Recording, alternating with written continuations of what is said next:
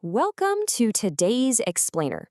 We're diving straight into how GTA 6 Online 2.0 literally erased the boundary between a video game and a high-stakes, real-world economy. We are moving so far beyond a simple sandbox of racing and heists.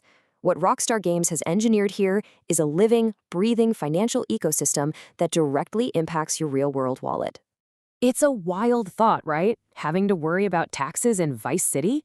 But to understand how a virtual metropolis became a regulated financial market, we have to look at the mechanics of this entirely new reality. Because when digital assets carry actual real-world value, the real world starts paying attention very quickly. So how exactly did a classic video game lobby transform into a space governed by macroeconomic law? Well, here is our roadmap for today's Explainer. We're going to hit the birth of a virtual nation, the L-coin economy, AI and the living city, the virtual real estate boom, and finally, real-world risks and rules. Starting off with Section 1, Birth of a Virtual Nation. From isolated servers to a unified world. Let's look at how Rockstar shifted away from those closed, 30-player bubbles to a massive digital country. Rockstar didn't just build this overnight. They've been laying the groundwork for over a decade. They started with the original GTA Online launch way back in 2013. Then, they realized the sheer power of player-driven economies, which led to their acquisition of the RP server team, CFX.R, in 2022.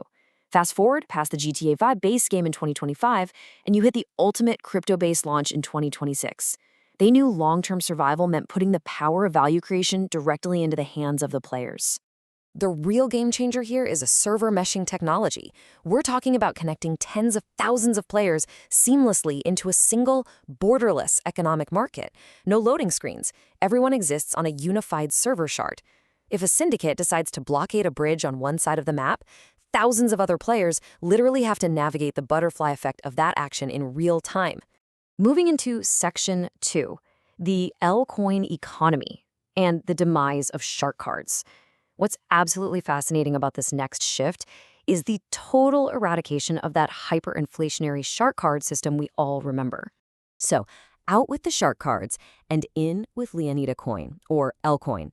This is a proprietary private blockchain cryptocurrency driving the whole GTA Online 2.0 economy. And because it's dictated entirely by player supply and demand, actions actually have consequences.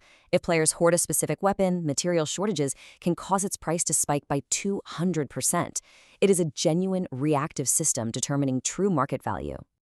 To put this into perspective, we are looking at 4.2 billion daily L-coin transactions executed across global servers. That is absolutely massive. It is the first virtual economy inextricably linked to real-world value operating at a record-breaking scale. And here is where it gets crazy. Players are orchestrating coordinated hits not just for mindless chaos anymore, but for highly calculated market manipulation on the BAS AQ 2.0. Think about it. You blow up a Sprung delivery truck, watch their company stock plummet, and then heavily invest as your rival E. Cola stock surges. It's literally Wall Street tactics executed with rocket launchers. Section 3, AI and the living city, a metropolis breathing through AI. For an economy this massive to work, you need a world that can actually react to it. Remember those old last-gen NPCs with pre-recorded dialogue and zero persistent memory? Compare that to these new metaverse citizens. Powered by generative AI, these characters have localized memory and actual daily routines. If you incite a gang war today, the AI remembers, the local economy in that neighborhood crashes, and shops physically board up their windows. Now, with all this dynamic chaos, how do you prevent hyperinflation from massive heists? Enter the Fed. Rockstar built a virtual central bank AI. If a syndicate manages to inject trillions of illicit L-coins into the system, the Fed instantly hikes banking interest rates and retail prices to absorb that excess liquidity. It's a brilliant digital safeguard against total economic collapse. Let's look at Section 4, Virtual Real Estate Boom, when penthouses hold real value. We're stepping into the physical assets of Vice City, where digital scarcity has turned gamers into genuine real estate tycoons. We are talking about a literal virtual gold rush with mind-blowing returns. Because ownership is singular and exclusive now, properties operate on true digital scarcity. An Ocean Beach penthouse that initially cost $150 is now trading for around $2,800. That's a 1,760% ROI. And commercial nightclubs have surged over 2,000%, jumping from $400 to an $8,500 market value. And here's the kicker. Owning these clubs isn't just for bragging rights. They are active businesses. Property owners can charge entry fees, host real-world DJs, sell VIP tickets, and then actually liquidate their passive revenue into fiat currency. You can withdraw your Lcoin profits straight into Ethereum or USD. Because real money is on the line, an entirely new labor ecosystem has popped up. Players are being paid an hourly Lcoin wage for completely novel metaverse careers. We're seeing white-hat hackers defending virtual banking servers, international smugglers running covert supply routes, and virtual asset managers. The line between playing a game and working a job is just gone. Which brings us to Section 5, Real-World Risks and Rules. When the game gets too real, transforming a game into a financial market brings some incredibly severe real-world consequences. Impartially speaking, the advantages of this metaverse setup are massive. You've got legitimate fiat revenue generation, a genuinely reactive breathing economy, true digital scarcity, and the creation of all those novel virtual careers we just talked about. But you also have to look at the fatal flaws. It can be a ruthless pay-to-earn capitalism nightmare for new players trying to get a foothold. Plus, an account hack doesn't just mean losing a gamer score anymore, it means devastating financial losses.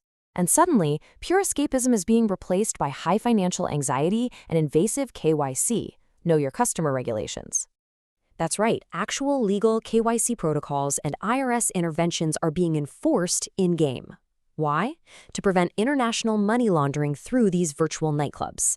Because cartels have actively attempted to exploit this, identity verification laws and heavy taxation are now fundamental, structural realities of the Vice City economy. It really sums up what TekinMag calls the true cyberpunk era. The classic model of just loading up a lobby to shoot bad guys with your friends is completely dead. We are literally witnessing the genesis of a sovereign virtual nation. So as we wrap up this explainer, I have to ask, are you prepared to treat gaming as a high-stakes second career? Are you ready to navigate the hyper-capitalism of the metaverse? Or is it time to just stick to single-player narratives?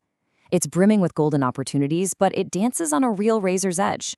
Thanks for hanging out and exploring this with me, and I'll catch you next time.